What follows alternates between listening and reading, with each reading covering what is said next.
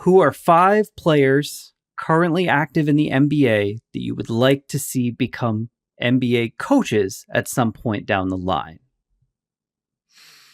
Tom, we got a couple of guys similar.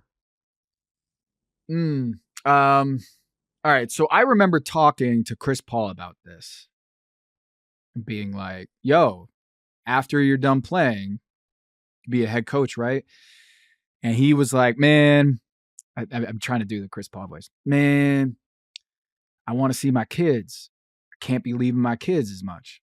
And I think he really does feel like he needs to be around after playing 20 years in the NBA. That he doesn't want to travel and be away from home as much.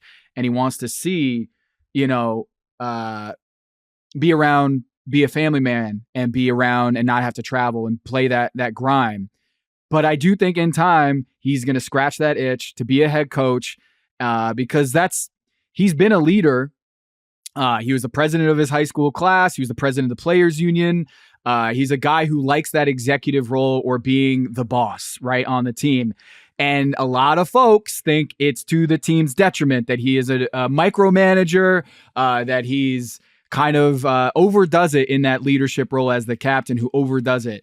Sounds like an NBA coach to me. So I think Chris Paul is destined to be an NBA coach one day, a la Chauncey Billups, Jason Kidd, these point guards that you see, Steve Nash, another one. Elite point guards in the NBA tend to be NBA head coaches, and I think Chris Paul is going to be the next on that list. I just want to see Chris Paul deal with the media every day. Have to deal with us in his face. Chris Paul, that day is going to come where CJ is going to rise above him, and you're like, it's time to go, little fella.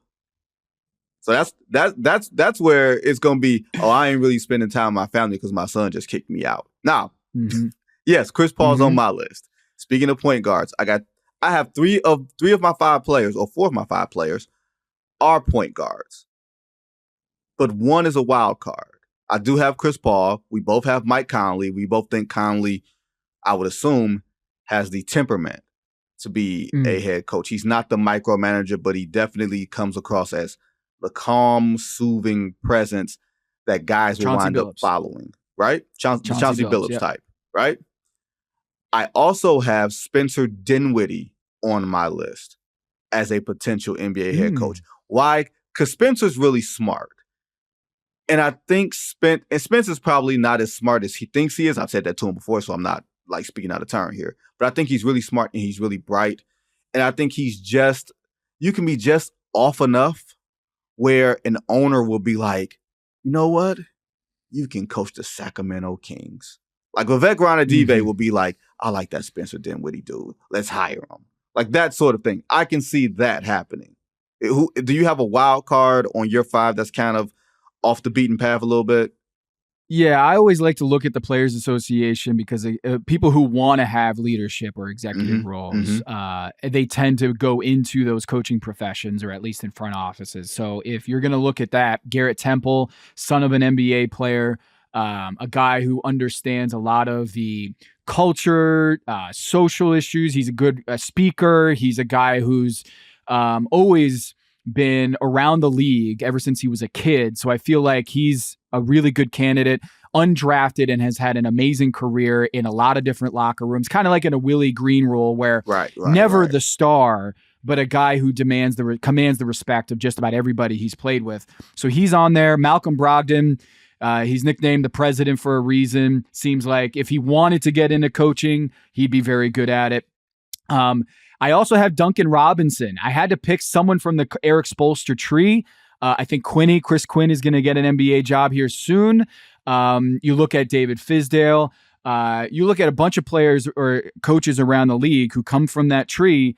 I think Duncan Robinson is a guy who went to Williams because he wanted to be, part of that Sam Presti, not the same college, but same sort of Northeastern liberal arts school that he wanted to be an NBA GM. I think he said he's wanted to be an NBA GM even before he thought himself as a player. So I think he could be an NBA head coach.